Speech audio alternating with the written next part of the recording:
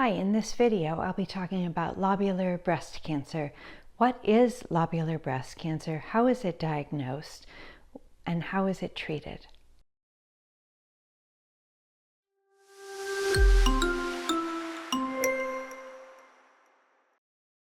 Lobular breast cancer is a relatively uncommon form of breast cancer, though it's not a rare breast cancer.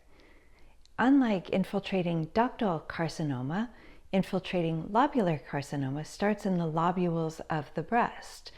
And unlike ductal carcinoma, which tends to form a lump or a mass that we can feel or see on mammogram, lobular carcinoma tends to develop in straight lines, or what we call single filing. This can make it more difficult to feel and more difficult to detect on imaging, such as a mammogram.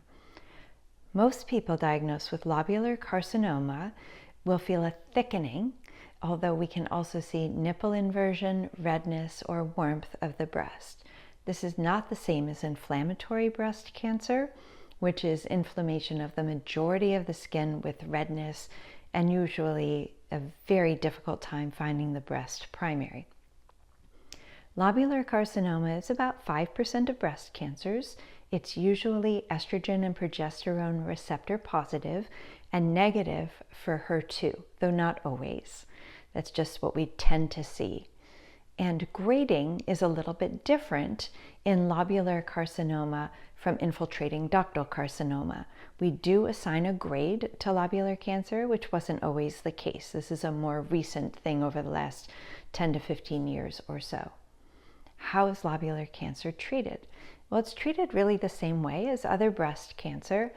If there's tumor, if the breast size to tumor ratio is favorable, people can keep their breasts and have wide local excision or lumpectomy, breast conserving surgery. They're all the same terms for the same type of thing. And a mastectomy, which is removal of the breast, may also be a consideration depending on the extent of involvement in the breast. We do use chemotherapy, endocrine therapy, and radiation therapy for lobular cancer, just like we do with ductal carcinoma. As I mentioned, it's pretty unlikely that lobular cancer would be HER2 positive, so we don't treat a lot of people with anti-HER2 therapy, unless, of course, the tumor is positive for HER2, in which case we would, just as with more common types of breast cancer. What are the risk factors for lobular carcinoma? Well, unlike the more typical infiltrating ductal carcinoma, lobular cancer we tend to see in people over the age of 60. It's quite uncommon in people who are male or assigned male sex at birth. So we tend to see it in people assigned female at birth, in women. Increasing age, as I mentioned, is something associated with lobular cancer.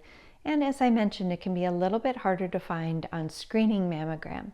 So if you feel a thickening in the breast or your doctor notices some asymmetry in the breast, as always, you want to take this to be evaluated completely. We don't want to just ignore it, even though we can't feel a mass the way we do in infiltrating ductal cancer.